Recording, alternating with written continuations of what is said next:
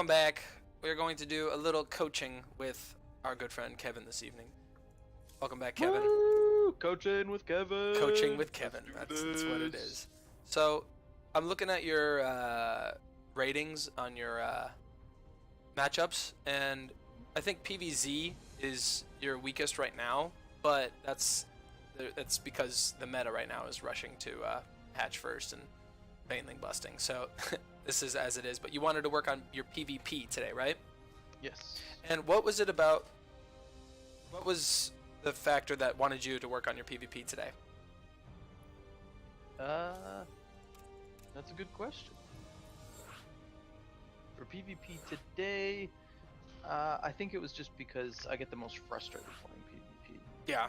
Zerg is like, okay, they come in, they do the same thing. I know what they're doing. I can't seem to beat it. Yeah. But it's not frustrating. It's just like, okay, they either do it or don't. The other thing too is I make bad decisions when I play PvZ. Yeah. PvP, it's like you either get like so much cheese or all kinds of crazy stuff. So I definitely want to just practice it and get it better because I feel like it is my actual worst matchup. Even though right now this season it seems like that's fixed, but I know it's not actually fixed. I've been getting lucky lately. All right. Yeah, I completely feel that same way. Recently, PvP is either I'm crushing it or I get super all-in cheese and I don't know how to react to it yet, and I lose it. So I want to take a look at this. I played this game with you just before, and I want to take you through just my opinion of this and something that I noticed. Like, obviously for me, I didn't play a perfect PvP either. I haven't played in a few days, so I was making a lot of mistakes myself. But when we looked through this replay once right before this, there was something I noticed, and I want to see what you feel about this. So the biggest deviation between this point of the game until like our second nexuses are up and the first kind of like aggression comes out is I get my second gas super early, and I don't expand until I start doing Stalker Sentry. So I do this thing that's very popular in the pros. It's a Stalker Sentry expand. So when you take this expansion, what's your thought process in PvP for taking this expansion? To get more probes out. If I have 4 Stalkers, that's usually what I have when anything walks in, then it's more than enough to protect. If I have 4 Stalkers on their side, even better. Because I get a little bit of a warning of what they have, and I can back off, and I still have my second. If I can hold that push that second early is so useful. Yeah. So I want to show you the timing difference between your second base and my second base, all right? So you took yours at 150, all right? Okay. And I'll tell you what I think about this when I take mine. I want you to just take a look at the kind of economies we have and what we've got going for each other at the timing of these two bases. And I want to show you just some information about this. Alright, so you took yours at 150. I'm just going to keep going. And you're just making stalkers. You're just making stalkers out. Right.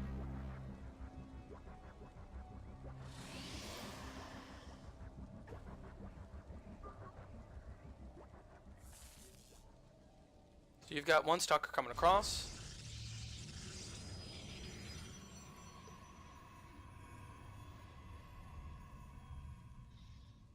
The nice thing too is because the Nexus actually finishes right on time, then it allows me to have that supply and the Nexus. Yeah, and you're correct.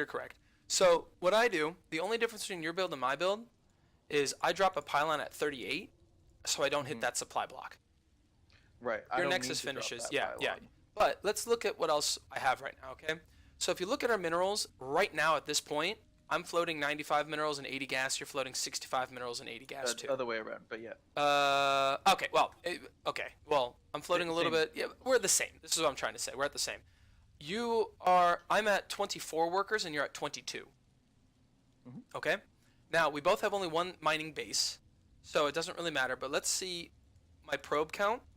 If we look at this, I've got one probe that I have been scouting your base the whole time, and I saw that you went Stalker first, which to me says I don't need to worry about adepts shading into my mineral line, right? And then 2, I have a second probe down already at my natural that I can use to kind of scout around if I think there's proxies going on or if I think something else is weird. And I do that sometimes if something's going down. Now also what I have now is I've already started my Stargate. All right, so here's the big difference in you taking your second gas so late. I have my tech. Oh, you still there? Yeah. I got a weird lag spike. So I got my tech building. So your expansion here is really, really greedy in a PvP. In these mirror matchups, taking your expansion like this is really dangerous. And Okay. I'm going to punish you with my Phoenix. I'm going to punish you with my Phoenix. Now, if you were able to hold this perfectly, then yeah, you have a really good, advantage of workers over me.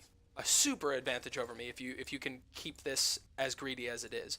But this is a very, very greedy build in PvP. Now, what a lot of people usually do is there are different, what I'm going to call gates for when you expand. Okay, so one expansion is what you did right here. Before you take your second gas, you expand out. That's probably the greediest you can get. This is kind of like a Terran opener if you're playing against Terran.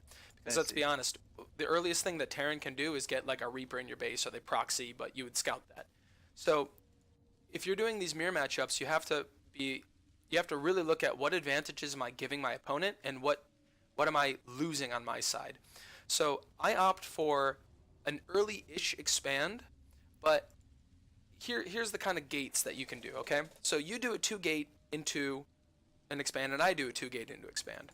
The difference is I get my gas first. Now, I think you build 2 stalkers and then you expand out, right? Or do you expand before your 2 stalkers? I expand before my 2 stalkers. Okay, so I build Stalker Sentry, drop my Stargate, start Warp Gate, and after I drop my Stargate, that's when I expand out. So what that's telling me is I have 2 gateways and a Stargate to defend my Nexus building. All right, that's what you have to think about. Whenever you drop your Nexus, your second base, you have to think about, what do I have to defend this? And if it's building, you can't defend it yet, right? I have my Stargate almost finishing up. I have 2 gates finishing.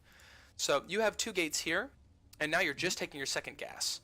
So when you get your second base online, let's take a look at what I have and what you have. And let's look at the advantage. So this is just my opinion. I think this is a little bit too greedy. I wouldn't drop that until you have 2 stalkers out.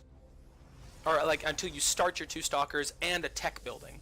And that tech can be a robo, it could be a forge, it could be a Twilight Council, it could be something. But whatever your first timing is going to be, you should drop that first and then move out. All right, so you get 1 stalker over here.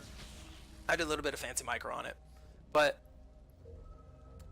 you delay my first Phoenix and I get supply blocked because of that. But I haven't played in a little while, but you're getting the idea of it. So now let's look at what I've got. You've got 4 stalk. I've got 4 stalker. You've got 4 stalkers. I've got 3 stalkers in a sentry right now at the same time. What else you have is you've got your second base up and you're starting to make workers. But now I'm making Phoenix. All right, so I've already decided on what my opening tech is going to be. I'm going to go Phoenix. And then I'm going to go into a robo push. So just keep this in mind for right now. There's no wrong mistakes with what you're doing. There's nothing wrong with what you're doing if you're able to defend this. But let's just fast forward a little bit, and I want to show you one point, okay? Okay. I just want to kind of put this in your mind here, and maybe you can talk with this, kind of look at it on your own. I like the shield battery. I like everything you're doing here. So taking this aggressive expansion is fine. I think it's a really, it's good that you want to play such a macro game on it. But where is this? Just want to show you this. Taking your third this time early is also good. And when I flew over with my Phoenix on this third, I took my third as well. I usually take my third around 6 minutes and 30 seconds after I start my +2, if I'm playing a perfect game, but my +1 was super late on this.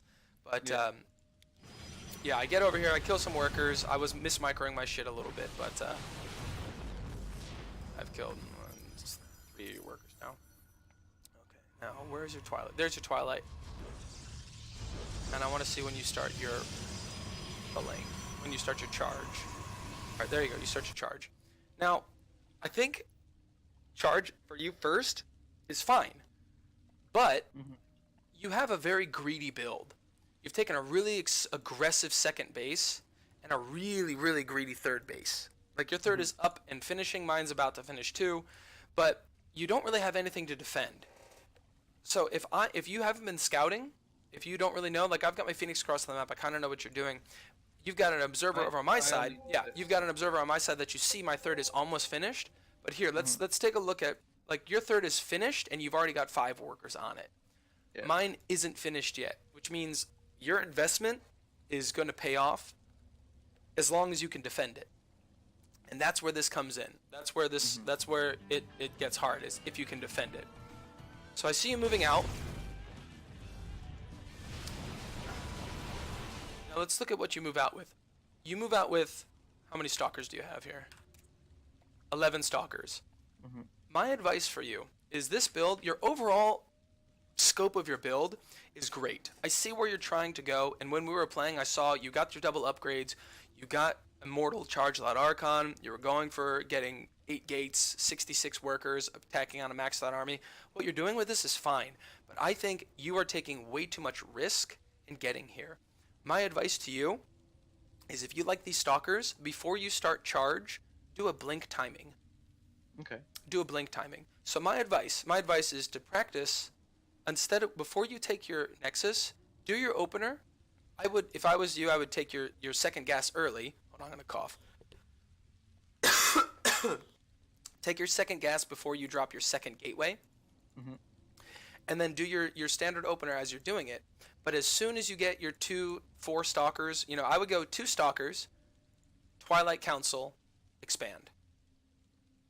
As soon as your Twilight Council is finished, start Hmm. Blink, and drop like 2 to 3 more gateways, so you can get up to 5 gate. Okay. All right. And what that's Okay. gonna do for you is, let's say you've got your Blink started and you start making stalkers. After that, pick a number of stalkers that you want, and I would say as soon as Blink finishes, you should be on the other side of the map. So run this a couple times. Do gas into 2 gate into Twilight, and then as soon as your Twilight's done, get Blink and start chronoing Blink, and do it like 5 times, and just figure out, okay, when does Blink finish? Yeah. When does Blink finish? And then work backwards and go, okay, how many stalkers can I get out between when I start Blink and when the Blink is finished? And then go, okay, if I make that many stalkers, can I get to the other side of the map on time? And I think you'll probably be able to make close to, I would say maybe 11 is fine. 11 stalkers is probably a good number that you can get. 11 Blink stalker attack at like 5 minutes. What that's going to do is it gives you an outlet. Because right now, if I was to come in and I was to kill like your entire third base, just wipe it off, what's your Hmm. what's your backup plan right now? Oh, if you took my third, that's not much because you'd have a third. I Exactly. don't think I can really What do. what you could do on that is say, okay, I've got Blink, I've got Blink, I've got a bunch of gateways, I've got 3 bases. I'm gonna get charge, and then I'm gonna do a Blink charge all in. Okay. You know what I mean? Like, and if you're even trying to like saturate your second out, and you realize like, holy shit, this guy is just really attacking me. It gives you these outlets for what to do. So for me, my outlet is I get my Stargate early, right? I get a Stargate and I get 2 gates, and then if I see that there's some major damage coming my way, Void Ray, Stalker. Yeah. I just start making Void Rays and I start making Stalkers on 2 base, and that's my like that's a pretty really devastating early game army. It loses value progressively, like very very quickly over time. But if someone's trying to all in me on Hmm. 2 bases, basically Right. Stalker Void Ray is like one of the strongest things you can do. But Blink Yeah. Stalker, you can get in, you can work on that micro. That's actually a really fun way to play. And I think that Hmm. timing is going to be good. It's going to punish people that don't have that kind of set in plan as to, oh god, there's a Blink coming. And also what you could do is if your Twilight's really early and you're starting Blink, if you see there's some nasty stuff coming, you can drop your Dark Shrine immediately. You can go into you can switch into Glaives. Like having your Twilight down early, that puts me as another Protoss player on super edge. If you go Robo first, I'm thinking there's only 2 options you could do. You can do a Warp Gate something, or you can do a big Immortal timing. If you go Forge first, it's either cannons or some 1/1 timing with Zealots or something like that. If you go Twilight It's either going to be a blink timing, is it going to be a charge lot timing, is it going to be an adept timing, is he rushing to dark shrine? Like there's so many things that go down with this Twilight Council first that throw you off. So my advice to you is your macro game is fine. You're not playing this wrong. I mean, right now you're at 46 workers. I've killed a handful of them, killed 8 of them. You'd be over 50 workers right now at 7 minutes. You're not floating that much gas. You've got your production online. You've got your upgrades going. You've got everything. Like, you have a build, but you don't have any insurance and you don't have any defense. So just 2 gas. It would be gate, 2 gas, gate, cyber, twilight, blink. Saturate 2 bases while you're making stalkers, and then as soon as blink is finished, be in their base. And after that, get some upgrades. Like if you have a timing with your blink, after that it should go charge, drop 2 forge. You know, like charge, drop 2 forge, drop a template archive, start getting immortals, start getting this. The only issue you have to watch out for is if they go cloak, you don't have a robo. You know, like you have to kind of watch out for what your build's weak against and what it's strong against. But I think you could do massive damage. I mean, you've got so many stalkers here. Yeah. And imagine if you came into here and you had blink. So when you come across the map finally, let's take a look at this really quick. So I see that you have stalker and you don't have any air units, so I actually position my army down up front to try to engage your army as it comes through those bushes. Like I have it sitting right in front of the tree line with the observer above it, so I can start hitting you before you can see my army. I sent some zealots across to your third. I'm going to try to like get you to go home as much as possible, but I tried to position my army in a good spot. Now you're coming across the map. Imagine if you have blink here instead of charge. Yeah. Right? I should have just blinked into the mineral line. Yeah, blinked in the middle line, take a couple hits, run out the back door, and you're fine. But you had charge with no zealots. Like right now you have two zealots and charge. Where 18 stalkers with blink would have been much more available. So if you like stalkers, use them, but get an early timing while they're still good. And then the cool thing is, if they're going like adept, if they're going like Phoenix and stuff like that, that big stalker army that you make, you can keep those at home. You can keep those at home separated in your mineral lines while you're attacking with Charge Without Immortal Archon. Because worst case is they're going to come in with Phoenix and pick up your stalkers, but those are already like garbage units. You know, like Charge Without Immortal Archon is what you want to be making. Stalkers lose their value, but you'll have the hard counter to my Phoenix if you have a bunch of blink stalkers in your mineral line. Right. So I would just try that out a couple times and see if it gives you any good luck on the ladder. But very good, man. Fantastic. Thank you for the tips. No worries. Appreciate it. Good luck, have fun. Good luck, have fun.